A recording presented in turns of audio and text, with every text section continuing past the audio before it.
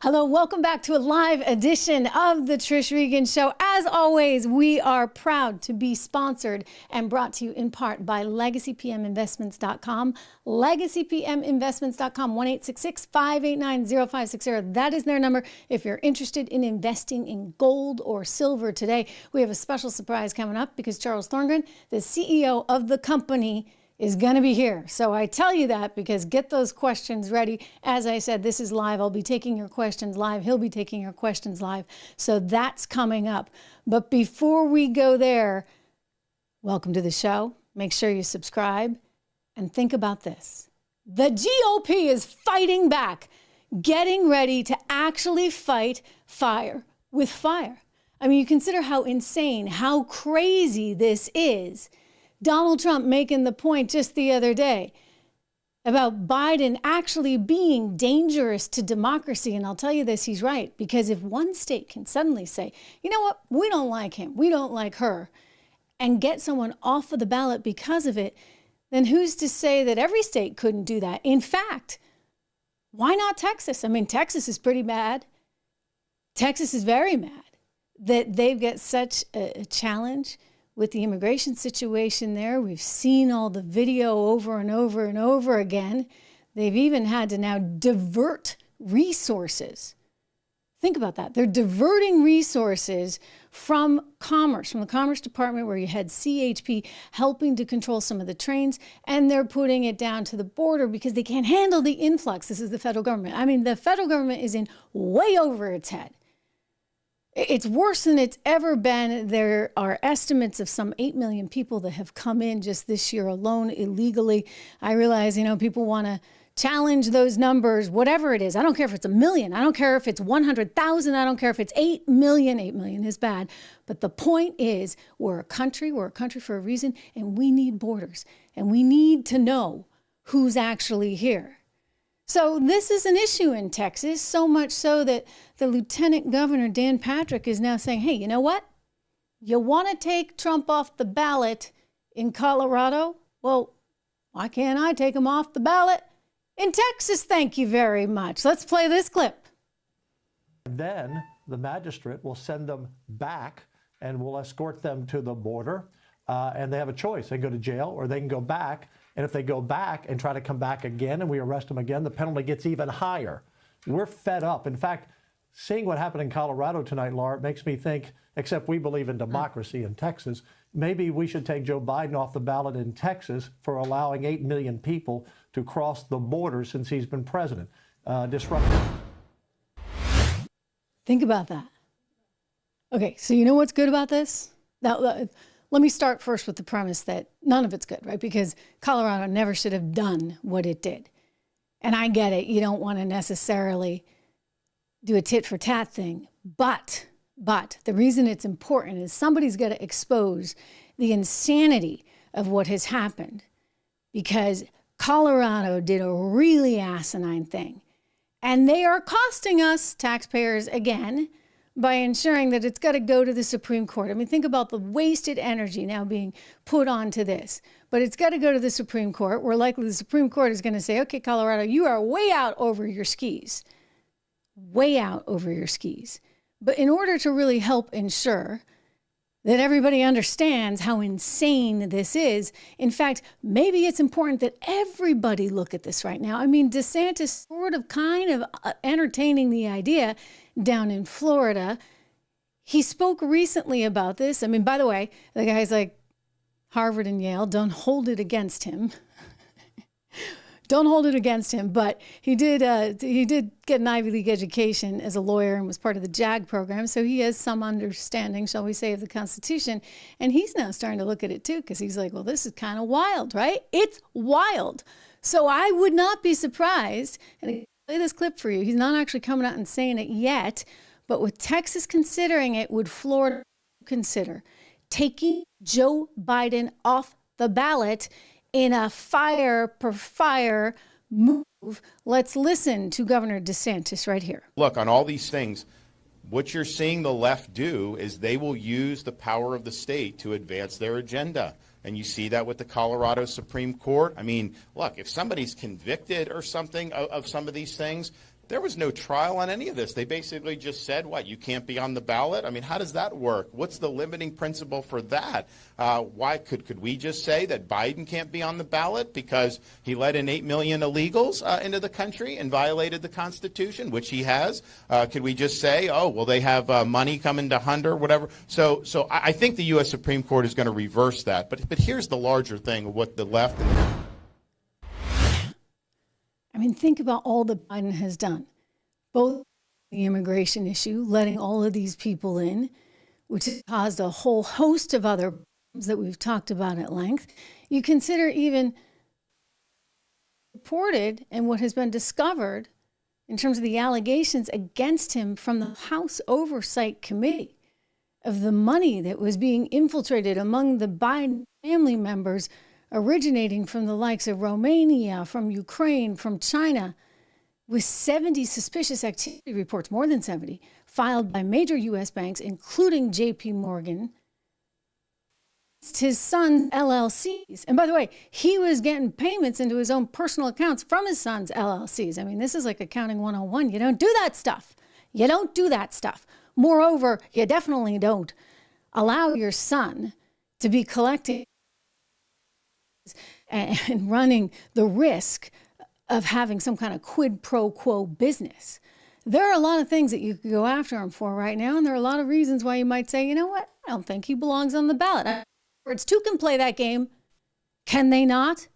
I realize Kristi Noem out in South Dakota, she wants to be magnanimous and take the upper hand, and she doesn't think that she can do this. Kellyanne Conway asked her just last night on Fox whether or not she could actually do this, and she said no, but remember, she's trying to be the intellectual here. She's trying to be the adult, and maybe given how this has just gotten ratcheted, maybe we don't want to be the adults. Maybe we actually, dare I say, want to fight back in a meaningful way, because right now the Democrats are running 10 steps ahead of the Republicans.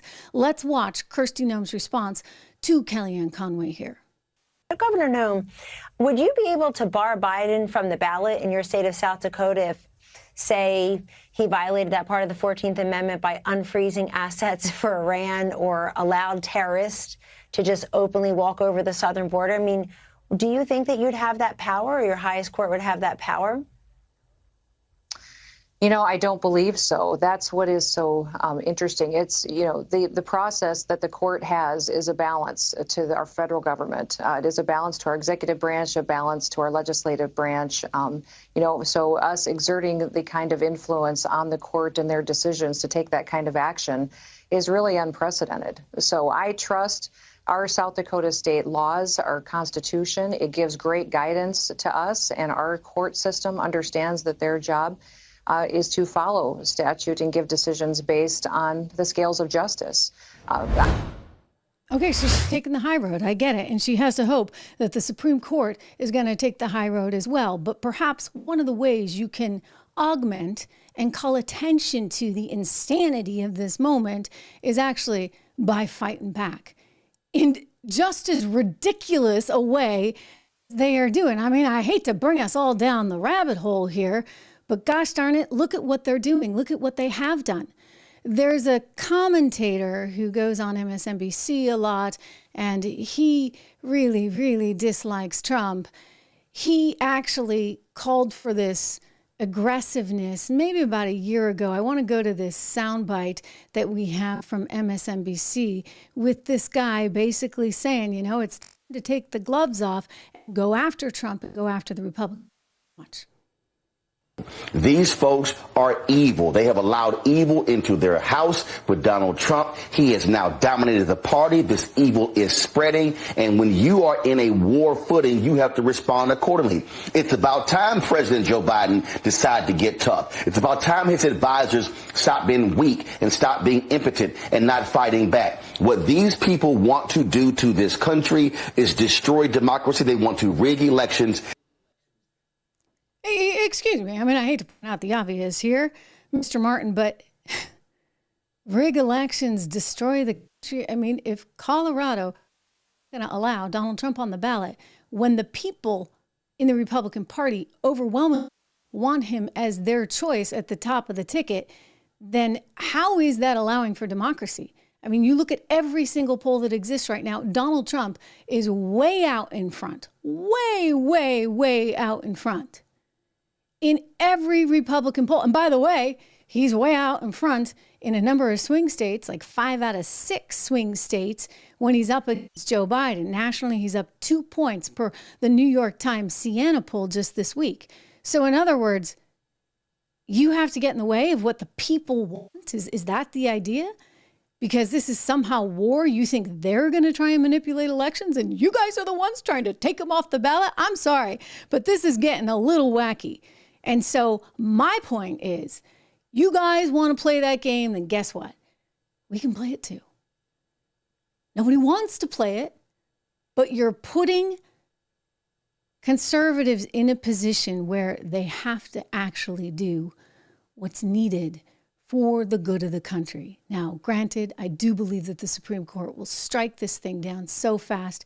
Alan Dershowitz was just on the show the other day. Unfortunately, this news had not broken, but we talked about a few other things, including, for example, what Jack Smith is charging the president with. He doesn't actually think that that charge is going to go through. I should point out that's not even insurrection. I mean, Jack Smith is actually charging him on this very particular, specific law that suggests he was interfering with the congressional procedure, right? That's what they're getting all these January 6 people on, like roughly 300 of them who are sitting in jail, along with the former president. They're taking that to court in D.C. March 4th of 2024. Jack Smith isn't even charging with insurrection. Reportedly, he looked at it and... So how is it that the Colorado court says, okay, let's move forward with insurrection? Well, if they're going to do that, and if the states have the right to keep anyone that they don't like off the ballot, by the way, 14 states on the Democrat side are looking to do this, then why couldn't conservative states actually look at doing it too? And they can use the border issue and they can use the money issue as reasons to actually keep him off. I'm not saying it's right, but I'm saying, like, it's time to get tough here. It's time to be 3 steps ahead of them, because right now we are so far behind. So far behind. You get Joe Biden out calling the former president an insurrection, suggesting that, yeah, you know, the 14th Amendment thing might apply. By the way, I should just point out, where'd he go? He went to Syracuse for law school. He likes to tell you he graduated top of his class. He was actually bottom. Like I can't remember the exact number. You guys probably know. Let me look at the live chat. It was like bottom 7 or something in his law school class at Syracuse. So not exactly the brightest bulb. But here he is suggesting that Donald Trump is in fact an insurrectionist, and it's not even debatable. Watch.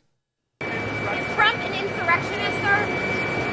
Well, I think certain things are self-evident. You saw it all. Now, whether the 14th Amendment applies, I'll let the court make that decision. But he certainly supported an insurrection. And no question about it. None. Zero. And he seems to be doubling down on about everything. Anyway. Okay, so really no question about it whatsoever. Well, the reason there's no question about it is because I do recall that the only video that we saw inside that day on January 6th was the video that was shot by none other than Alexandra Pelosi, who happened to be the daughter of Nancy Pelosi. I mean, I just think it's a little weird. I've said this to you guys before. I mean, we know Nancy Pelosi has a lot of friends in the media. So why wouldn't she invite some of her media friends inside the Capitol building to actually see what was transpiring? I mean, if it was that bad and it was that violent and that scary, why is it that there's no other footage that exists other than Alexandra Pelosi's, which they played in a loop over and over and over again on all the networks, including CNN, who bought it as an exclusive from Alexandra? I think we have this tape, and I want to show you. I want to remind you the source of the video itself. Never before seen footage. Yes, ma'am. House Speaker Nancy Pelosi shown fleeing the U.S. Capitol as it was under attack on January 6th. The videos captured by her daughter, Alexandra Pelosi, a documentary filmmaker. We have got to finish the proceedings or else we're going to have a complete victory. She provided some of her footage to the January 6th Select Committee, who played clips in their hearing Thursday. Right. Remember how they wouldn't actually show us any clips other than the clips that they were showing in the January 6th committee hearings, all shot by Alexandra Pelosi, the documentary filmmaker, not a news producer even, and also the daughter of the Speaker of the House at the time, who had it out for Donald Trump. I'm just saying, like, the appearance of bias is pretty severe.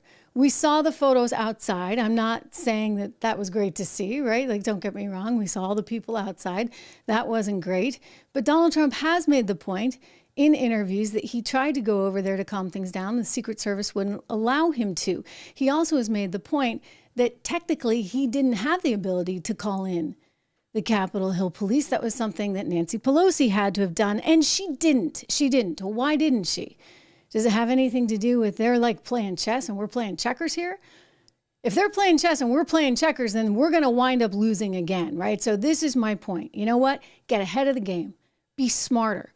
If they want to do this crazy, crazy thing, then you know what? It takes two to tango. Conservatives can do it too. I don't like even having to say this because I'm, you know me, I'm a little bit by the book and a little bit of a Girl Scout that way, right? I don't like it, but I'm well aware that this is so absolutely insane that we need to show how insane it is. Again, the people have the right to decide these things, not a group of Supreme Court justices in Colorado, all of whom, by the way, have been appointed by Democrats. It's setting the stage for a really, really uncomfortable environment. I will say that, which is why, I think when you look at what's going on, you start to say, wait a second. I mean, we're coming up on our 300th birthday pretty soon. We're just a short ways away from that. Is there something to be said for a democracy that's kind of run its course, a representative democracy at that? I hope not. I think this is why it's so critical that we all double down and we think about what's important right now. In the meantime, you get an economy that's clearly a mess. They want to tell you otherwise. I mean, my gosh, if one more person tries to tell me Bidenomics is working, I might just actually throw up right here on set. Let's go to this guy who was on Fox the other day, a former Biden administration official, trying to get us to drink the Kool-Aid. Watch. How do you think the economy is or will be? So now 71% believe it is poor. In 1 year, 61% believe it will be poor. So a bit better, but I don't know if that number is enough to move the meter, Kevin. Well, Bill, we're certainly going to work on it in the next year. But listen, I think there's this idea that for so long, for months, across the different networks, we were talking about recession, we were talking about soft landing. And I think we had this collective psyche in America that the economy was in poor shape. This economy, like I said, is going gangbusters. Wages are now outpacing inflation. Ooh, it's going gangbusters. The economy's going gangbusters. I don't know about that. Actually, he's a former Biden surrogate, so he's still getting the talking points every day. I want to bring into the conversation right now our very good friend, the very first sponsor on this show. We love him for all of that. Plus, he's just an all-around great guy and runs a pretty awesome business. Charles Thorngren, the CEO of Legacy Precious Metals. My good friend, good to see you. Great to be here. Thanks for having me again. All right. So we got ourselves in a little bit of a pickle here, right, as a nation. I'm looking at gold prices. I think they're up again today, perhaps in part because people are so aware of the insanity that's happening at this moment. There's lots of talk of a quote-unquote civil war, not like in the traditional actual war sense, one would hope not, but we are in this divided state, and it's the left versus the right, and I think people in the middle are sitting there going, what the heck? In fact, if anything, I just think that the Trump polls went up in Colorado as a result of this move. But if this is the state of America right now, and we'll get to the economy in a second, if this is the state of America right now, what does that tell you about our future, Charles? Oh, wow. Let's start with the tough questions first. There's two futures we have to look at. If we see the Democrats become successful and get Trump off the ballot, let's just say that does happen. That's a different future than when Trump wins the election and begins to fix things. Either one, if things go the right way and President Trump gets reelected, we have an economy that will be fixed, but it will take time. We need to look and realize that, the deficit is tremendous. $33 billion is what the government itself says it as. We know it's higher, but that's a massive increase. It's almost a 50% increase from where it was when President Trump first took office. So you have a scenario where you've got to reduce the deficit first and foremost. And there's ways you do about that, but those things always take time. This is not a quick fix scenario. And with that, besides the spending, you have this inflation that we're dealing with. And let's not get confused that inflation is being managed. We have inflation from its high at 4.4, and we're down to about 3.3, and that's a decent step, but it's nowhere near 2. No, and that's what they shoot for. And incidentally, I don't love 2 necessarily either, because it still means things are going up. It still means your dollars are worth less. And you look at the insane, the team here over on YouTube and on Facebook and on Rumble, as we are in a live show, they're very good about reminding me. Sometimes I quote it as 33 trillion in debt, but they're like, no, Trish, it's more now. I guess it's 34, 35. Yeah. I mean, we just keep going up every single day. And the interest on that debt is getting more expensive. You know, you were very kind to send me this for Christmas. And I just want to show everybody, this is a silver coin. It's beautiful. It says Contract with America. It has Newt's face on the cover. This is Newt Gingrich. And the last time we actually had a balanced budget, the last time we were actually not dealing with debt levels like this, was actually under Newt Gingrich, under his leadership, and he kind of forced Clinton's hand, and we got something together. And now here we are this many years later and dealing with something else. By the way, great Christmas present for people. I would just throw that out there. And I think they can get it on your site, right? Here, we'll give a little plug for legacypminvestments.com. They're limited. If you're interested, folks, get them when you can. We're not going to run them. Okay, so good Christmas present. We had to twist the speakers off to get them to agree to let us put his image on them, but we did it. Very cool. Very, very cool. I mean, look, we're not near that right now. We're just spending money like drunken sailors. We got a messed up economy, and yet somehow Janet Yellen thinks like it's all going to work out. I want to play this soundbite for you from our Treasury Secretary. Here's Janet somehow drinking the Kool-Aid, I guess, as she has to now as a politician. So when do you think the Fed will achieve its 2% inflation target? When does that happen?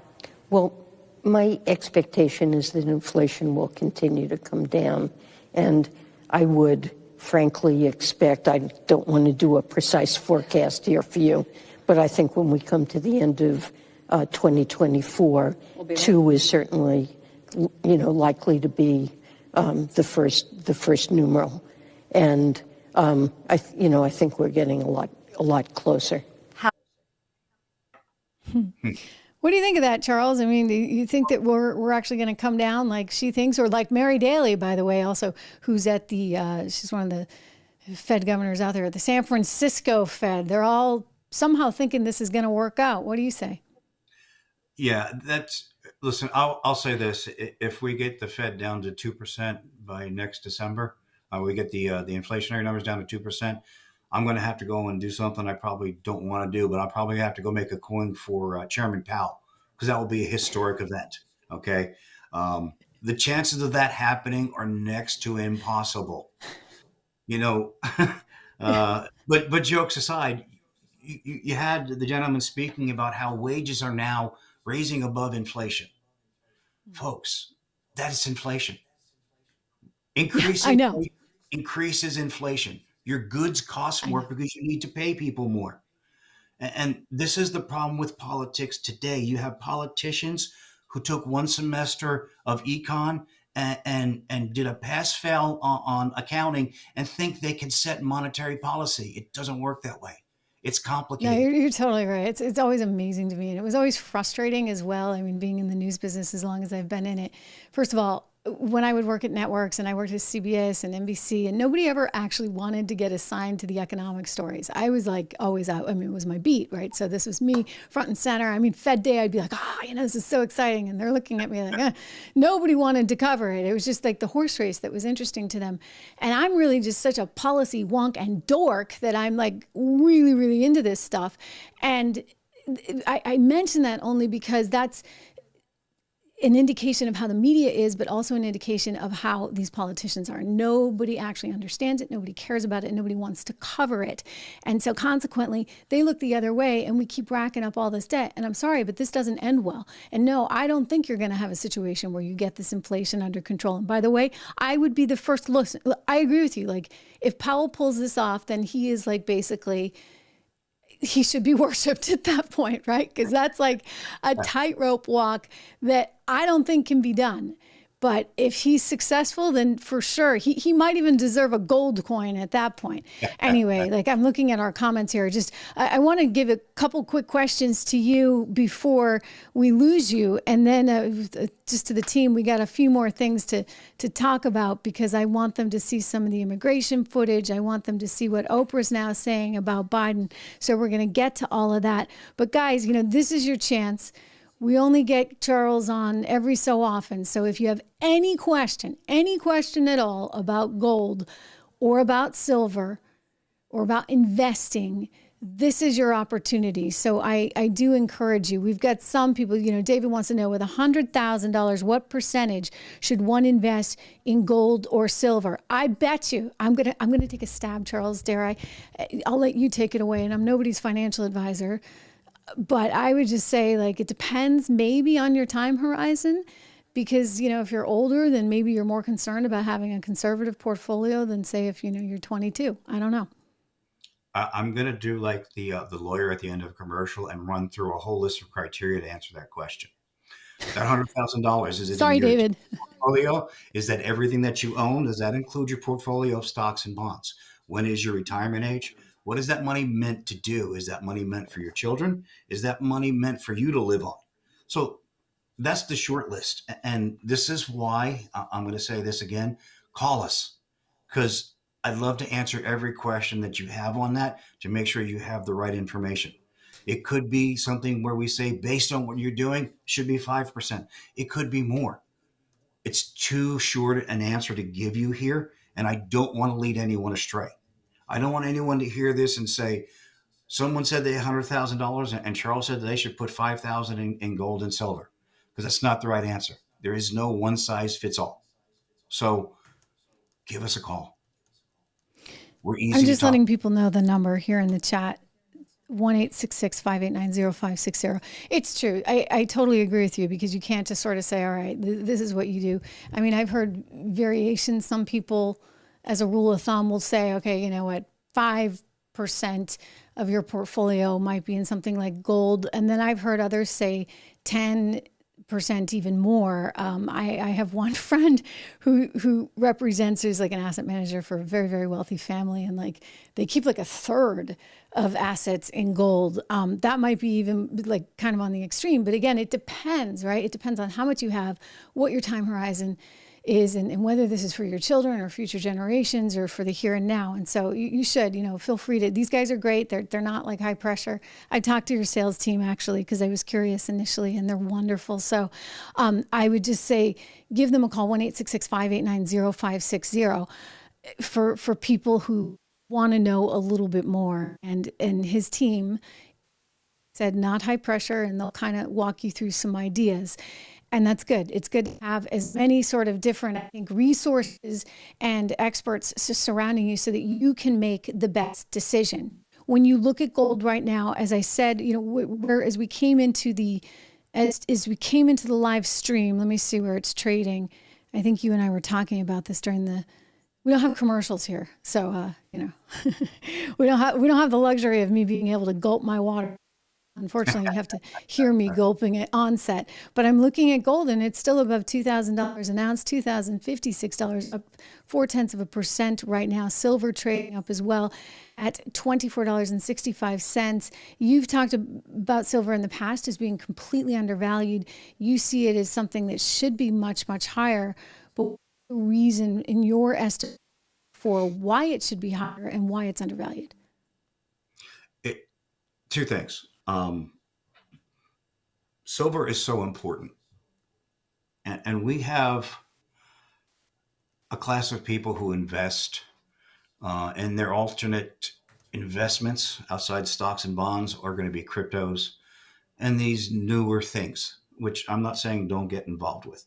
So you've seen a lot of people step away from the age-old method of securing finances. Silver is undervalued because the last time that gold was in the $2,000 range, we go back some years, we should be seeing silver in the $60, $65 range. And even then it was undervalued. If you were to put a fair value on where silver should be, we'd be over 100 right now. And it's interesting we talk about this because, I read your chats too. And I saw that comment from Hightower about where he thinks gold should actually be if it was not manipulated. And that's what we're dealing with here with silver, is a little manipulation. When you look at everything we're talking about EV nowadays, involves silver. Anything electrical uses high amounts of silver. I know the big thing was the batteries, and we talked about, the lithium and that's great, but all of those connectors need silver. So the amount of silver that's being used from a mechanical point of view is increased dramatically. We should see bumps in silver just for its industrial process. Never mind the fact that we have economies around the world running wild, that we have debt around the world running wild. Right now, the United States is at 122% debt to GDP ratio. If you did that with your personal finances, you would be bankrupt. You owe 24% more a year than you make. That's what the United States is right now. So when we look at these factors and you figure in the economic reasons, silver makes a lot of sense because gold's going to be significantly higher, but so will silver. And for the average person, it's easier to get silver. It's easier because of the price point. Right. No, and it's a much more sort of palatable price point. You're right. The problem, of course, and you've articulated this well, is that it's a lot to store, right? Like gold is. Yes. You guys told me this. I didn't realize this. You can put $1 million worth of gold right inside a shoebox. So pretty incredible because it is so high in valuation. Hightower actually has another question about, like, if you were to strip away like all the. I don't know. Let me see. Let me go back to the question. He wonders if like gold could ever be $20,000 an ounce as opposed to 2,000. Should it be trading like 10 times? I know that's like a big call, and like I'm not. We got to be careful. Like I don't want people to think that like. But he's saying like if you took out some of the biases against it, might there be a better or truer valuation? Well, and I'm not afraid of controversy. We're all family here, right? Right. All the Trish fans, we're family. I can just speak my mind. 173,000 of them, which Don keeps reminding me of. 173,000 Reganites here, at least on YouTube. We got another 250,000 on Rumble watching live right now, and we got another 250 over on Facebook. So yes, you guys are in the family, the circle of trust. And I'll get back and answer that question in a second here. But Don is the like button master. He gets out there and makes sure everyone hits that button. So I'm going to say it too. Trish won't say it. I'm going to say it for you, Don. Everyone here, you better hit that like button. Now let's go back to that manipulation of gold. Okay. When we look at gold, yes, there's manipulation. There's manipulation in anything. It's called trading. Okay. Anytime you have any financial vehicle that gets traded in a marketplace, there's manipulation of that market. That's just the way that it works. Manipulation comes in many forms. There's good manipulation. There's bad manipulation. So with metals specifically, the manipulation does not come from the metals market per se. You've had some major companies out there, major names on Wall Street who have been caught manipulating the markets, pushing down and creating excessive sell orders uncovered to bring the price of metals down. And they've paid millions upon millions of dollars in fines. So yes, there's manipulation there. Now, when we talk about those numbers of should gold be $20,000 an ounce, that comes down to the manipulation of the US dollar. Okay. So one of the reasons I talk about the Fed and why I don't necessarily like them so much is that is their job, is to manipulate the US dollar. Their job is to make our economy stronger and our appearance of wealth strong enough to be the leader in the world. We like that aspect of it. But with that comes the ability to manipulate, to create inflation, to create valuations in the dollar through economic means, but also through political means. And when you do that, you create a manipulation against the solid asset value of gold. Do those turn around one day and reverse themselves? I couldn't tell you if that's in my lifetime or not, but probably. Everything that goes up comes down. And the speed at which it does it, that's the question. So the manipulation, yes. If we use the valuations from back in Ronald Reagan's day, which the way we value debt and the way we value inflation and the way we value our GDP has all changed from those days. We use different formulas right now. If we use those same formulas, you would probably see gold closer to the $3,000, $3,500 price range, and it would still be undervalued. I'm talking about just valuation of valuation. Okay, when we look at debt. Wow. Understand? Yeah, when you look at debt. Yeah, well, we're 122%. That is the amount of debt we have, the amount of money we make as a nation. And here's why it's like we're like Greece. Remember during the European debt crisis? Here's why it's worse than Greece. Greece had the courage to do something about it. And it hurt. And they shut the banks down. And they said, we're going to force this economy to begin to fix itself. Now, it's easier for Greece to do it. They don't have the population that we do. But there was courage. And it scared everyone, as it should. And everyone was right to be scared when that happened, because it did spread throughout the world system. So you look at that number and say it was, that's Greece numbers. And it was. Here's the problem we have. It's 122% now. And we haven't had the recession yet. And the definition of a recession is when you have negative growth, when your GDP drops. So that debt ratio is only going to be higher as the effects of the interest rate increases take effect. You need that to happen to lower inflation, right? So here's that quandary. We need to have the recession so that inflation can begin to come down. But that recession is going to make our debt ratio far worse because we're not. And you're convinced the recession's coming? There has to be. There has to be. There is a recession 100% of the times where you go through massive interest rate raises. There has never been a time in the history of the United States that has not happened. That is what economics is. The balance is how bad a recession do you allow, right?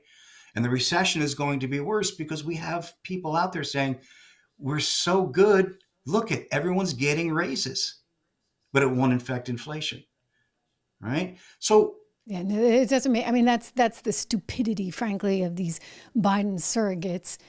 They're trying to say, okay, like it's good. And by the way, like, of course we like wages to go up, but when wages go up, guess what? So does the price of everything else. Like you have to build that into inflation. Meanwhile, we know, I mean, one of you guys, was it Mike? I think he left. He had to go to work. But Mike was pointing out that when things started, Mike O'Donnell was saying it was like $1.71 for gas during the beginning of the Biden administration. And we know those days are long gone. So like people are paying almost 3 times as much for gas right now, Charles. They're paying much more. I keep citing because I'm just blown away that it's $7.99 for a dozen eggs. Granted, I live in an expensive part of the country outside New York City, but still, $7.99 is the cheapest at Shop and Save that you're going to find for a dozen eggs. And I'm like, this is insane. Like, it is really, really, really bad. And I don't know how you really combat this other than on a personal perspective, like what I do as an individual and as a saver and as somebody who cares about my own retirement one day, I've invested in gold and I put a certain percentage in and I kind of just forget about it, right? Like you just kind of, it's like it goes up, it goes down. When it goes down, I try to buy more. When it goes up, I sit there and wish I had more. But it's one of those things that I'm like, okay, that's like for the long haul. Period. End of story. Like people can trade it actively. And by the way, they can, I think on your site, right? Because if you're somebody who wants to get in and out of it pretty quickly, you can actually do that on Charles's site. You can even actually have your own vault, by the way. I'm thinking about that because, it would just be cool to say, I have a vault. I have a vault in, where is it? Utah, Texas, or Switzerland? Yes. Yeah. We're getting ready to add a few. So, I'm not going to tell everyone where your gold's at, Trish. But I mean, that's pretty darn cool. And if you want the hard physical stuff, I mean, this is one way to get it. But, you know, yes, it's important to watch the price. I don't know how. I'm just going to say over the next 50 years, it doesn't continue to move much, much higher, only because of the long-term fundamentals, frankly, really working against us, and a political system that continues to work against us. This is the effect of a party trying to maintain control. They convince, and this is the way it works anytime that you have a form of an invasion into a country where you're not doing it militarily, okay? You have a group of people come in and change the mind and redirect the thoughts of the youth so that they believe opposite of what their parents believe. You get your way of thinking into the next generation before they have the ability to do anything about it. But by the time they grow up and that thought process is so embedded in their brain, you now win. And we've seen that happening for quite some time now. And this is the effect of it. I mean, San Francisco is a great example. That city cannibalized itself. Absolutely cannibalized itself. They gave away everything they had to people who did absolutely nothing. And to be real clear, I'm not the kind of guy, I'm not going to go and pick on all the homeless people. There are some there that are there that need help. But the majority in San Francisco were not those people. They were counterculture. Can I jump in and tell you my San Francisco story, which I used to call it Sucks Francisco. I had to live there for 5 years because my husband got transferred out there, and I wound up doing morning news on the one of the network affiliates there. Horrible schedule, incidentally. Morning show. Morning, not my time of day. Anyway, I was so struck by San Francisco. And this is a long time ago. This is back when Kimberly Guilfoyle was married to Gavin Newsom. Right? It was like back around the year 2000. And the homeless people there, it was like a way of life, like a counterculture thing, because you'd see some kid who literally looked like he had every advantage in the world, some 21-year-old kid. And I'd walk down the street. I was always afraid to wear a skirt there. Isn't that interesting? You know, I didn't have a problem in New York. I'd wear, my dresses, high heels, whatever. I would always feel very self-conscious in San Francisco because the aggressiveness of the homeless was like off the charts. And so I never felt entirely safe. But I'd walk down the street and they would say, "Hey, have you got $10? $10. Like these were not people that were looking for, some change. There was an anger and an aggression there that always made me feel extraordinarily uncomfortable. And it was a choice for many of them. I'm not saying, look, you get a lot of mental illness, you get a lot of drug use, things that frankly, we as a society, as a government ought to be like intervening and helping to get those people off the streets. When you think about all the ways we can spend our taxpayer dollars, right? Instead, they were given out. Charles, I kid you not. And actually, Gavin Newsom tried to fight this. Again, I credit Kimberly with this because he had some conservative influence in the family. He actually tried to fight this, and he ran for mayor under the premise that we weren't going to just give out cash handouts on Fridays anymore, because he looked at the statistics and he saw that as soon as you gave that money, those cash handouts, which they still give in San Francisco, boom, presto, you had emergency room challenges. It was in overdrive. You could actually correlate the money being given out with the drug overdoses that happened. And he said, you know what, we got to rethink this. Let's take that money and let's actually give them housing. Let's give them support, blah, blah, blah. And the city went crazy.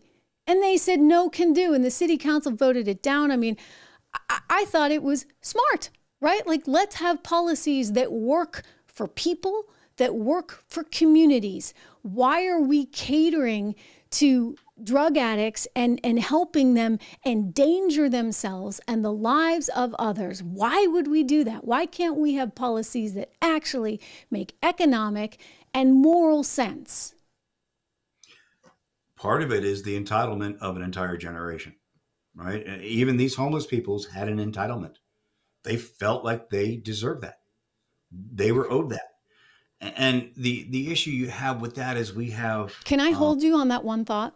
Sure. And I'm going to ask our wonderful producer if he can actually pull up the soundbite of the actress out in LA saying she's going to vote Democrat because she thinks she deserves more.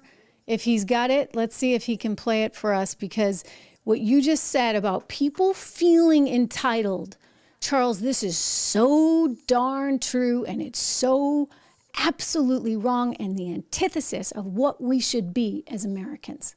Let's see if he can pull it out. No pressure or anything, Drew.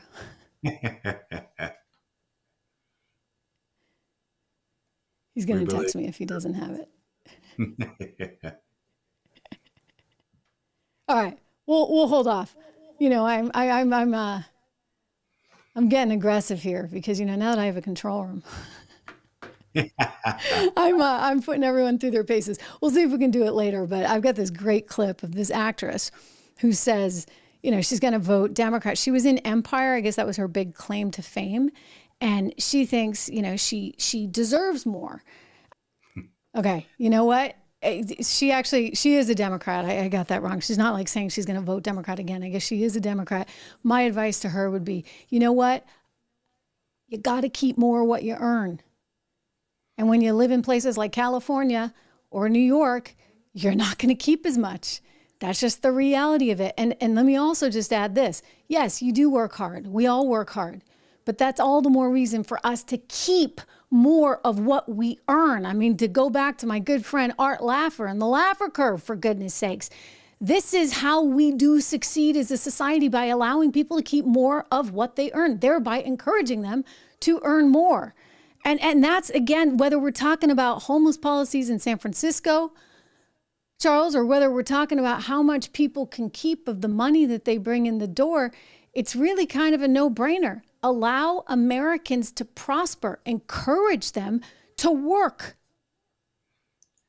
You know, the interesting thing that she didn't mention, too, that as being a Democrat, she is one of the people, and if we just use her simple math, she's still clearing $2 million on that $10 million project, right? So based on their philosophy, she is up there in the 1%. She should be paying more taxes. She has more reason to vote conservative than anybody. Because as we enter this phase now, if you have a little bit more money, you should pay more because I have less. I need some of what you have. That's what she's saying. And that's what this system does. It's a forced socialism, right? It's not a socialism that we all agree upon. It's a forced socialism that we're being pushed into, and the government's going to reinforce it. And the more that we allow this agenda, this runaway Democratic Party, which, let's be honest too, this is not the Democrats from the 70s or the 80s either. This is a new breed of specialness. And I'm going to say specialness because I wanted to say something else, but I'm going to be nice. This is a whole new kind of special. That's why we don't have to bleep you out. It's I don't want to be known for that. But that's what we're talking about here. This is why even the Democrats need to get control of their party. We conservatives have some things we need to do. I am not saying that we are without fault. There's things we need to address. But those Democrats need to address things too, or it's going in a way that they never planned on. And these elder statesmen should begin to start taking control. You know, I just want to read one of the comments from Steve Lee, who actually, I'm sorry, Steve, for what you're going through. He said he's 64 years old. He lives in Illinois. Last spring, he had a spinal cord injury, and then now he can't work. And what he doesn't understand is that he's struggling, right? So he's not getting any handouts. He said, I can't work. I have to pay for my insurance. And yet illegals are coming into the country and they're getting this stuff for free. Like, there's something really messed up. I'll tell you just a quick anecdote. One of my girlfriends, she's a wonderful woman. They were friends like through school and stuff. You know, her kids went to school with my kids. And I saw her for lunch the other day and I couldn't believe it. She told me she had just been in this car accident. She drives like a big Chevy Tahoe and the whole thing. She was saying, I'm driving my husband's car today. She got rammed, and it was actually an illegal who was working for a pool company who went straight into her, just straight into her, like 30 miles an hour, and didn't speak English. And so then the police came. They had to get the pool company owner there who was translating in Spanish. Long story short, he doesn't have any documentation. not even a driver's license, of course. And she said that he had absolutely no insurance. The pool company somehow didn't have any insurance. And before you knew it, the police were writing her up and saying, well, it was your fault, because the translation in Spanish is that this is your fault. And she's like, how could it be my fault? Like, he came out, and hit me. I'm driving straight. He's coming out this way. And it was the easiest, most expedient thing to do. And the police officer was basically saying, you have insurance. He doesn't. Yeah. I mean, this is not, we can't operate this way as a society. Just can't. And I haven't even got cultural issues, which obviously, we're facing with Hamas, et cetera. Kissinger, one of his last interviews, was just talking about how you cannot bring in people who cannot adapt really to your culture and to your way of life. I'm not saying that about I think a lot of people come here, they're looking for a better life, but whatever's going on in the interim, it's so freaking messed up. And Charles, we're not saying that we're not willing to bring people, but if we're going to bring people, for goodness sakes, make sure that they have the proper documentation, make sure that they can take care of themselves, make sure that they are going to be contributing members to the American economy, or else we're just dragging the rest of the country down. And folks like one of our viewers here, who now has an injury and still has to pay for his insurance, is winding up having to pay. It doesn't work that way. We can't have an economy or a system or a country like that. It's impossible. Every country wants immigration, but they want legal immigration. Legal immigration is important for America, okay? It's the illegal immigration that messes things up. You don't get control. You don't get to control who comes in. You never know what kind of background they have. And then the cost of maintaining a large illegal population. That is money that's taken out of our hands. Everyone here who's here legally, the gentleman who was injured, funds that should be going to him because of his injury are now being diverted. And this is a conversation that's having here in Texas, having to divert funds to maintain millions of illegal immigrants. So if you don't even begin to stop that process, you're encouraging more to show up. In South America, they hear, oh, there's a big problem getting across the border. And then they hear, oh, there's not a big problem. And then they're going to move you to another state so you don't have to stay in Texas or in Arizona or in California where you crossed. If you get picked in the right group, you may go to New York. You may go here. You may go there. And they're going to give you basic care. Let's call it what it is. They're going to give you welfare until they can process you through the system. And if you disappear, you'll never get processed. Yeah, and that's what happens. It's the problem with illegal immigration. It's wrong. No other country's like this. No other country in the world. I cannot, by the way, don't even get me started on the voting. Out in San Francisco, you can vote for the school board. Berkeley, I believe. Berkeley, the most liberal place on earth. What a disaster that place is. So in Berkeley, California, you, as an illegal, can vote for school board. I'm sorry, you're not a taxpayer. You're not here legally. Why are you then getting to decide the elections? It's so beyond wrong. Do you think I can move to Mexico tomorrow and vote elections? I can't, okay? It's not done. And the idea that somehow they want to allow this, I will tell you though, it's turning on them because a lot of Hispanics are actually becoming and they're actually pro-Trump. In fact, we're also seeing a lot of Black Americans that are saying, wait a second, it wasn't this bad under Trump. So this is really throwing the Democrat Party, which is going to get us back to the maneuvers that they are trying to implement, because they're so horrified that America might actually vote for a man who actually has policies that make sense. I'm sorry, but the Democrats have failed us, and they continue to fail us. And I'm enough of a policy geek that I analyze this stuff pretty aggressively. From the tax policy down to the foreign policy, down to the border policy, it just makes sense. And before you sit there and tell me, okay, well, he's a bigot and this and that, I'm sorry, but he did marry 2 immigrants. Thank you very much. Melania gave a speech the other night, I think it was Saturday night in DC, welcoming immigrants to America, and I got goosebumps. I just thought, you know what, this is what needs to happen. We need to welcome people here, but we got to do it the right way. Charles, I'm out of time with you, and I appreciate your generosity. We love that you're a sponsor here on the program. Guys, I just want to give them a shout out again, because Charles was the first to sign up as soon as he heard that the Trish Regan Show was coming out.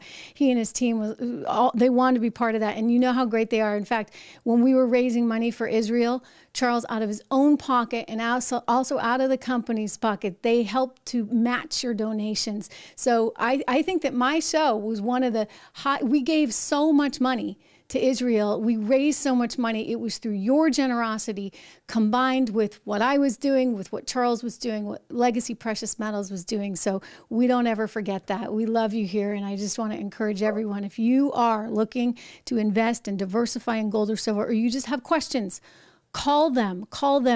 It's not high pressure. You can have a conversation. We've got the number up on the screen, 1-866-589-0560. Charles, I appreciate all your support. I appreciate your political viewpoint and your common sense. And I thank you again. Merry Christmas, and thank you for my coin. I think my son is about to confiscate it, though. It's up on his trophy wall. He's really into this. When he does, I'll get you another one out there. And we want thank you, sir. You know, there's a surprising lack of common sense and honesty on the airwaves. So thank you for everything you do, and a Merry Christmas to you and everyone here that watches you as well. Merry Christmas to everyone. Thank you. We got more to cover, so don't go anywhere, anyone. But thanks again, Charles. Much, much appreciated. Okay, turning to some of our news of the day. You know, we got into some of it because I wanted to play that clip from the LA actress lady. I may have to do that again. But getting back here to just exactly what the GOP needs to do, what they should be doing, what they're starting to think about doing, they gotta fight back. I'm sorry, but it's that bad. It's time to fight fire with fire. And I know two wrongs don't make a right, but I also know this thing is going to the Supreme Court. And I think the Supreme Court, I have faith in them and I trust them. I think it's a pretty smart bunch. But I also think somebody needs to call out the hypocrisy of this. And the way you call out the hypocrisy is by showing that tit for tat. You guys think you can do that? Well, guess what? We can do it too.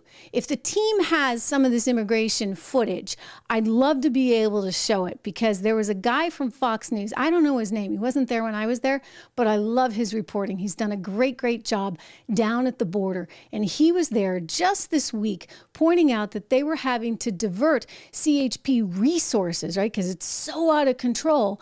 They were diverting these resources to make sure that they had enough to try and process these people, but they still don't have enough. They don't have enough. And so what does this tell you? It tells you that it was open season as soon as Joe Biden came into office. And now there's this rush because they don't know if he's going to last. So you get as many people into the country right now as you possibly can.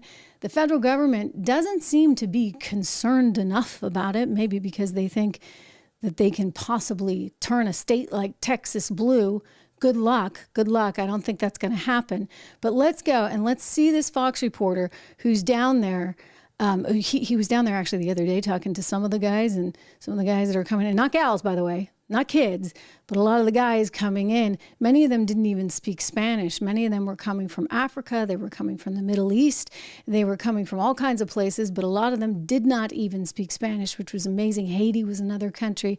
Let's see what he had to say about the resources that are being diverted. News drone over in Eagle Pass. They have had another mass illegal crossing out there. You can see hundreds upon hundreds of illegal immigrants waiting for processing there. You might be able to see a bridge off in the background. That is where the trains come in. Well, CBP has announced they are suspending railway operations to move CBP officers down into the field to help Border Patrol with processing. In other words, Harris, they're shutting down international commerce in order to help speed up processing of these migrants. Many of them, again, will be released. And back out here live, December is traditionally one of the slowest months at our southern border, but the Border Patrol Union tells us right now their numbers show they are on track to potentially have the highest single month of arrests they have ever had at our southern border. So it seems to me this is the grounds for looking at taking Joe Biden off. I mean, hey, I don't actually technically believe that, because I technically think that you can't actually overrule the people. But I'm making the point that you fight fire with fire, ladies and gentlemen, and two can play this game. So you know what? You point to the immigration disaster that is a real disaster. You point to all of the information that James Comer and Jim Jordan have been collecting. The House Oversight Committee has records upon records. And even though the left is trying to tell you this is some kind of fake impeachment and fake news, look, I've looked at the bank records. I've investigated terrorist financing throughout my career. This is not that. But I mention it because I look at the money trail. It's a big part of what I do. And I've gone through these bank records and I'm like, wait a second. Like, how is this? Why is Joe getting a $40,000 payment alleged to have been from China? Like, that's not okay. Why is it that he was using all of these various aliases? Didn't we go through that with Hillary Clinton? Didn't anybody learn that you're not supposed to have all those email addresses, those private email addresses? Why did he have all these different names? And why is it that the National Archives Department is actually telling us that there was a spike, a massive spike in the number of emails that were going from the White House to these private alias addresses right around the exact same time he was going over to Ukraine? He was going to Ukraine, and this is while he was vice president, while his son was on the payroll of that little company called Burisma, now defunct, lousy natural gas company, corrupt, and its corruption was being looked into by none other than the prosecutor in Ukraine, Viktor Shokin. And guess what? Joe Biden decided that it was up to him to make sure that Viktor Shokin, who was investigating his son's company that was paying him $83,000 a month, needed to be fired. What is this, protection money? Is this like some kind of mobster effort? I think there's enough there.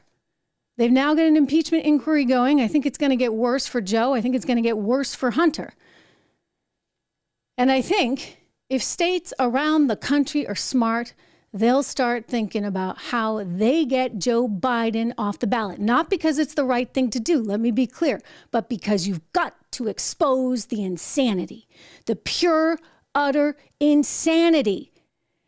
Ron DeSantis, I played this earlier in the show, but we're going to do it again because it is that important. You need to hear Ron DeSantis talking about this. He did go to Harvard and Yale. We're not going to hold it against him, but I mention it because, you know, he's got that legal education that should enable him to have some understanding, right, of the Constitution. Not that everybody coming out of Harvard or Yale these days has that. We can talk about Claudine in a second. But Ron DeSantis making the point very aggressively that this is like off the rails. It's off the rails. Watch. Look, on all these things, what you're seeing the left do is they will use the power of the state to advance their agenda. And you see that with the Colorado Supreme Court. I mean, look, if somebody's convicted or something of some of these things, there was no trial on any of this. They basically just said, what, you can't be on the ballot? I mean, how does that work? What's the limiting principle for that? Why could we just say that Biden can't be on the ballot because he let in 8 million illegals into the country and violated the Constitution, which he has? Could we just say, oh, well, they have money coming to Hunter, whatever? So I think the U.S. Supreme Court is going to reverse that. But here's the... Yeah, I think they'll reverse it too, as they should. But why not go in showing them a little bit more? Why not go in showing the country a little bit more? Texas is considering it. Lieutenant Governor Dan Patrick, I know so many of you just joined us right now because we're growing in ranks. We're growing in ranks. By the way, if you haven't subscribed and liked the program, please, I never ask enough. People tell me, Trish, you don't ask. It's because, I don't know, I come from that traditional news background and this is all new to me, so I always forget to ask. So do me the favor of liking this video. Do me the favor of commenting, both in the chat, but also below. That's really important. It helps us as well. And most importantly, sharing. Let the word get out because I'm here. I'm back. I'm not going anywhere. I am here for you guys every day. I love this. I care so deeply about this country, and I am fully, totally committed. So let's go to Lieutenant Governor in Texas, Dan Patrick, saying he's looking at this very seriously, taking Joe Biden off the ballot in Texas because two can play this game. Crossed illegally, and then the magistrate will send them back and will escort them to the border. And they have a choice. They can go to jail or they can go back. And if they go back and try to come back again and we arrest them again, the penalty gets even higher. We're fed up. In fact, seeing what happened in Colorado tonight, Laura, makes me think, except we believe in democracy in Texas, maybe we should take Joe Biden off the ballot in Texas for allowing 8 million people to cross the border since he's been president. You know, this This is something I think will get more and more traction in the coming days, and it's something that should get more and more traction in the coming days. Because if not, you're just going to keep hearing this chorus from the left. And I think we have this clip. It's a mashup of everybody on the left right now. They played it on Fox, my old place of employment. You know, I still like them, or at least the people there, including Jesse. He's a good guy. So Jesse ran this on his show, and he's showing you just exactly what the Democrats are now talking about and how their sort of psyche is at this moment. Let's show you. What would a second Donald Trump term look like? Well, he cannot be the next president. Oopsie daisy, this is the wrong one. This is the wrong one. I'm going to stop it for just 1 second because I want to give credit where credit is due. I think that's our friends at Grabian. If we have Jesse's, we'll use it. Otherwise, this is really good too because they want to stop him at any moment.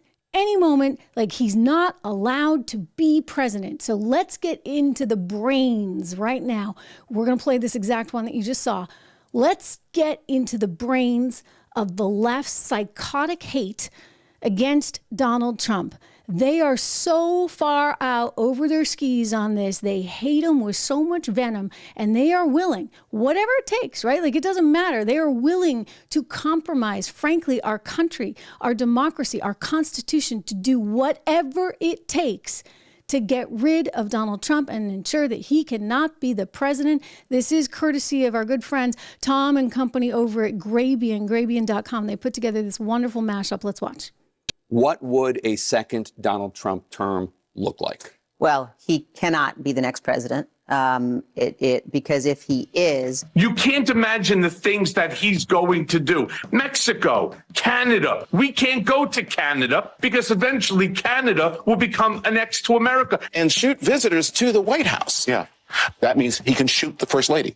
We're going to see violence, the likes of which we didn't even see on January 6th. Make it illegal to run against him, to throw his opponents in jail, to shut down the media. He will make himself into the Fuhrer, and he will make everybody raise their hand and salute him. Using martial law against the American people. Terminate the Constitution. Rewrite the Constitution. Create mass internment camps. Throw everyone into Gitmo. Might be sent to jail, or their rights might be suppressed, especially minority groups in society. You might have any number of things happen to you and your family. Every one of us, our freedom, our liberty, none of us is safe. It's going to have people around him executing against an enemy's list. Assassinate. All right, you get the picture? It went on and on and on. Like, I think they got like a 5-minute clip. I'm just showing you the greatest hits there, just the beginning. They are so determined to keep him off the ballot that they're now getting so out there and it's so aggressive. You know, this is amazing because a Democrat, great guy, Doug Schoen, he actually ran Mike Bloomberg's campaign. He's a respected Democrat strategist, a nice man. I've known him well over the years. Doug Schoen, even Doug Schoen, he's saying, you know what? This is too much. Like, they're not doing the right thing here. This is not good for our country, this Colorado move, and this is setting a very dangerous precedent. Of course, the Supreme Court has to strike it down, but the fact that you even have smart Democrats, honest Americans saying this should tell you a lot. You need to hear this. Again, Doug Schoen, he's, I think, a Fox contributor still these days. He ran the Bloomberg campaign, and he gets it. He really does. Watch. Well, this is one Democrat who believes this is going to hurt Democrats and certainly hurt democracy. Donald Trump has not been convicted of anything. And to throw him off the ballot based on allegations which have not been fully vetted in a court of law with appeals is, to me, contrary to everything our country stands for. And I'm a Biden supporter. I would vote for Joe Biden tomorrow. But I would tell Joe Biden that he should press the Supreme Court to get Donald Trump back on the Colorado ballot, indeed on every ballot. Yeah, fat chance that's going to happen. Fat chance that's going to happen. We already heard from Biden calling Trump an insurrectionist. You know why? Because they know that they cannot win any other way. So think about the fact, as Doug's pointing out, I mean, they haven't even charged him with insurrection. Jack Smith's got a case, and he's using this little loophole in the in the law that was actually created as part of Sarbanes-Oxley. It was designed to go after white-collar crime, and it's all about whether or not somebody is preventing a particular procedure from happening. That's what they're charging him on, not on insurrection. So how does the Colorado court suddenly come up with insurrection when the federal court is not even charging him with it? They looked at it, they made the decision that they couldn't do it. And so yet that's what Colorado is pinning everything on. Meanwhile, the Supreme Court may in fact also decide that even this little weird law that they're using that was designed for white collar crime, it's not a law that you can use to put 300 people behind bars that are the so-called insurrectionists or whatever you want to call them from J6, along with Donald Trump. I mean, that one is very much in doubt as well. But don't tell the analysts over at CNN there, the guy who used to work for Daily Beast or something, I still don't know his name. I guess he's got a new gig, a TV gig over on CNN, where he's just determined to say, well, you know what? If the Supreme Court doesn't vote that this was the wrong law, you know, that they, in fact, Donald Trump and all of these people were doing something really bad, well, then we got a problem on our hands because, well, it just means the Supreme Court has greenlit a coup. I'm like, what? What are you talking about, buddy? Like, this is dangerous rhetoric. It's like law and order really doesn't matter anymore. Let's cue this one up. Me now, CNN senior political analyst John Avlon. John, I want to go back to the trial delays for Donald Trump, not the legal side, but his federal election trial might get delayed past March 4th. It might never get heard. If he wins, he would throw it out. Aside from the legal implications, what are the moral implications of that? The moral implications, the constitutional implications are massive for our country. Because as you have pointed out, you know, without accountability, an attempt to overturn an election, a slow motion coup, is just practice. It's a green light if there's no accountability for this. And the implications down the line are striking, right? I mean, you know, for example, if the Supreme Court or a court should say that a president's not criminally liable for anything he did when in office, well, that's a green light for authoritarian action for people when they're president. They're officially and permanently above the law, not just simply because of an Office of Legal Counsel opinion. You know, I don't know. Okay. So you see what he's setting up? He's setting up a scenario where you're not supposed to believe the Supreme Court. If the Supreme Court decides that, you know what, they actually aren't in violation of this obscure Sarbanes-Oxley thing, it's not the right law, it's not applicable to this case, well, then what? We're supposed to then take down the court? I mean, come on. Come on. I know you don't, but at some point you all got to get it. You got to get over it. Meanwhile, it's kind of scary out there because, you know, if you're somebody who's on the wrong side of things, they're all worried that Trump's going to go after them. Look at what's going on right now. Look at what just happened with Rudy Giuliani. This just in.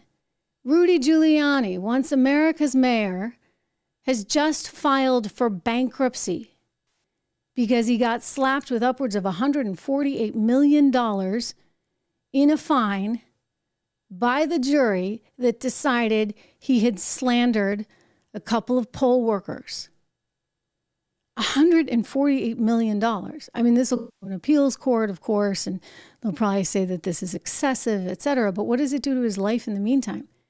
He's now filing for bankruptcy because he dared to say, you know, it's just, what? That you're going to go after all your enemies? So now they're worried that Donald Trump's going to come in with documents that he got and took to Mar-a-Lago that detail just exactly who, when, where, why, what, went after him and his campaign and tapped the wires, remember, at Trump Tower and Carter Page. They're worried he's going to go after them and expose all of that.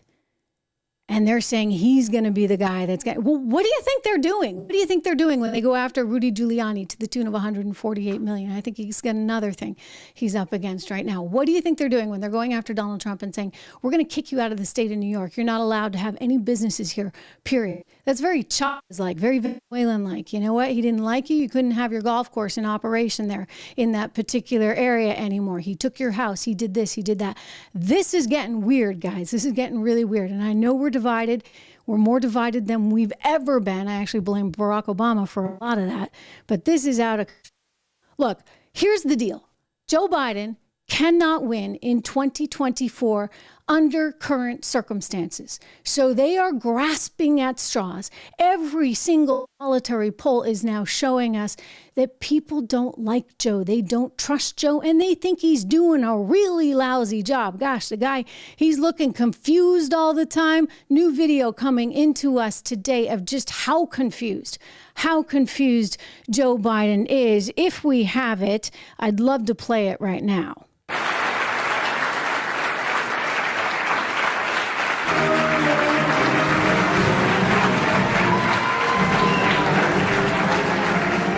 He doesn't know where to go. Confused. Where's Jill? Isn't she going to come? Is he going to walk straight into the flags? Oh my gosh, I think he might. Oh my.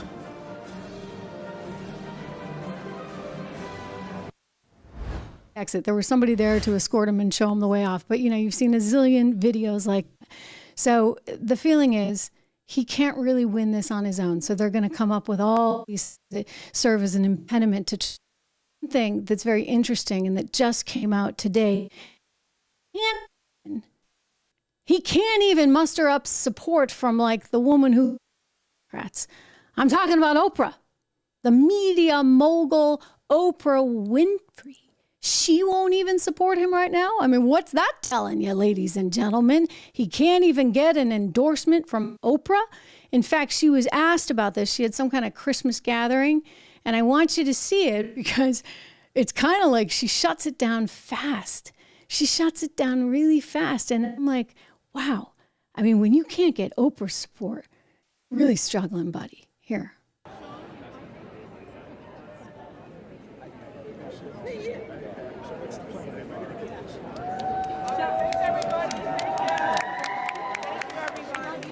Oprah, are you supporting the president again in 2024? I'm just here to celebrate this event. I'm just here to celebrate this event. So wonderful. And how does this compare to your other comments? Whoa, harsh, right? Like she's just there to sell.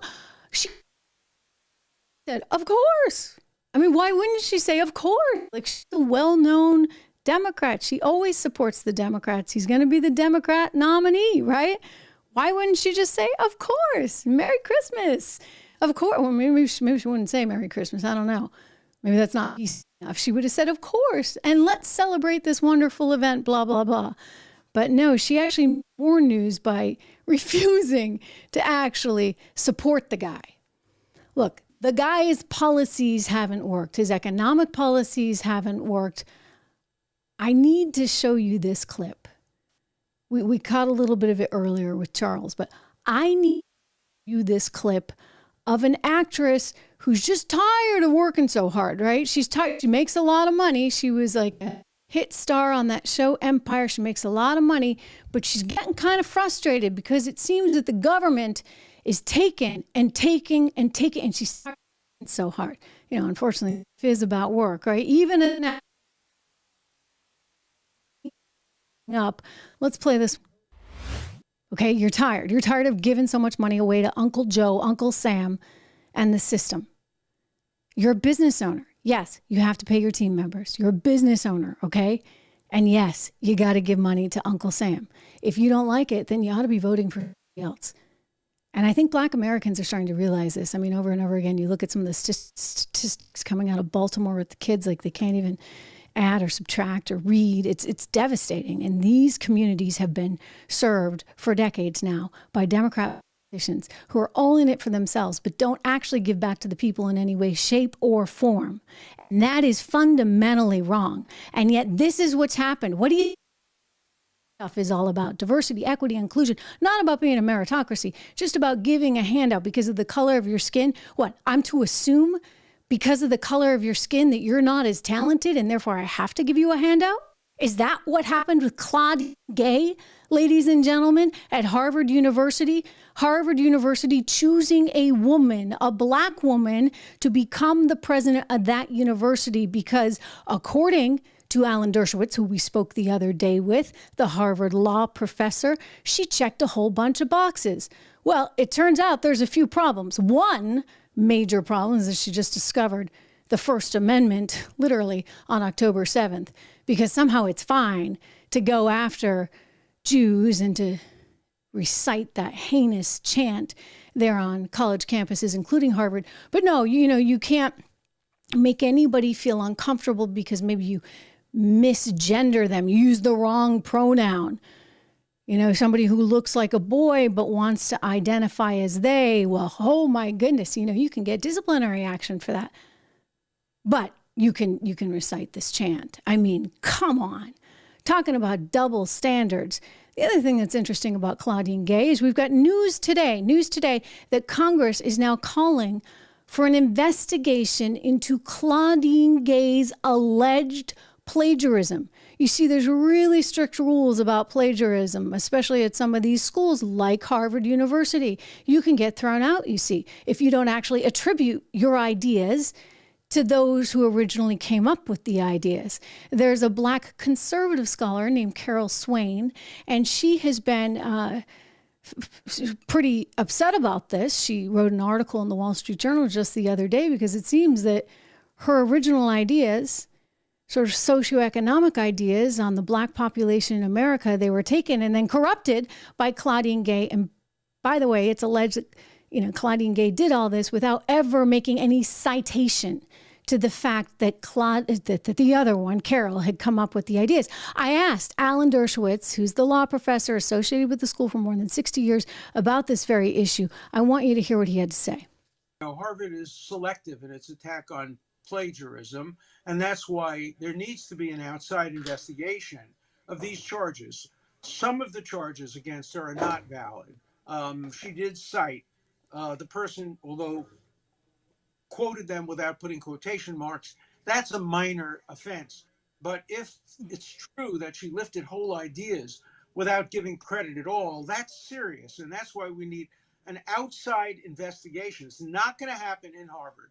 Nobody in Harvard is going to criticize Gay. There are probably 4 of us who are willing to stand up to her in the whole faculty. And so what's needed is people from outside, objective, neutral scholars looking through this and making the same evaluation they would make if a student did this. Certainly, the president of Harvard should at least be held to the standards that Harvard holds its own students to. Boom. Bingo. Thank you, Alan. It's exactly what's needed. An independent investigation. And you know what? It's not saying much for women or for Blacks if that doesn't happen, because it's somehow given her a pass that nobody else would actually ever stand a shot at getting. I mean, the white woman at UPenn, she wasn't given a pass. She said the same kind of junk that Claudine Gay said when she was questioned by Elise Stefanik in Congress just the other day. Her testimony was lousy, and guess what happened? The board fired her.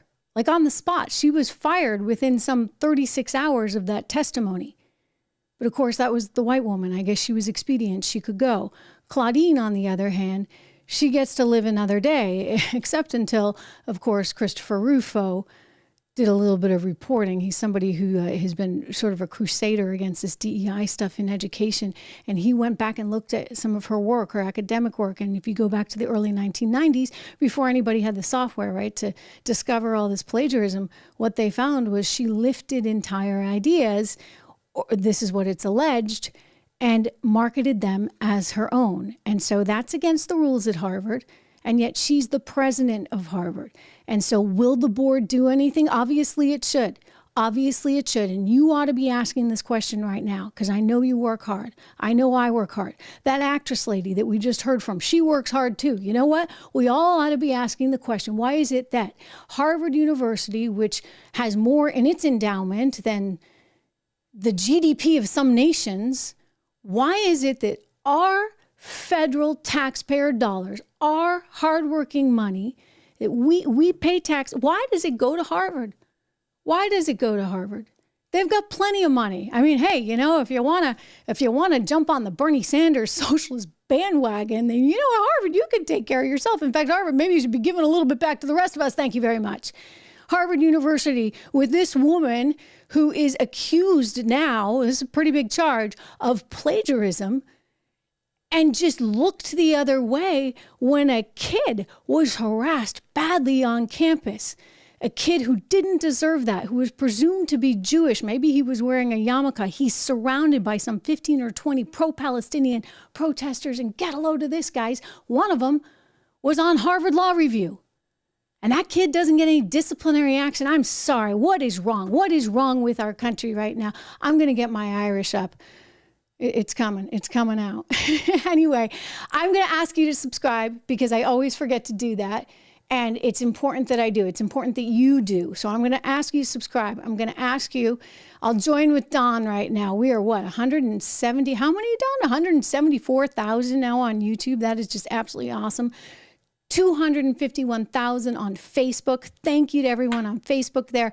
And we are some 250 over on Rumble. So thank you guys for all of your support. I really mean that from the bottom of my heart. Listen, it's going to come up to all of us thinking as individuals, being original thought leaders, sticking together and getting the word out. So like this, push this, share this, all of that. Hey, Willie, wonderful news. He just subscribed today. I want to see more of you guys doing that. By the way, we also started our little team, so you can join the team here on YouTube. I'd love it if you would.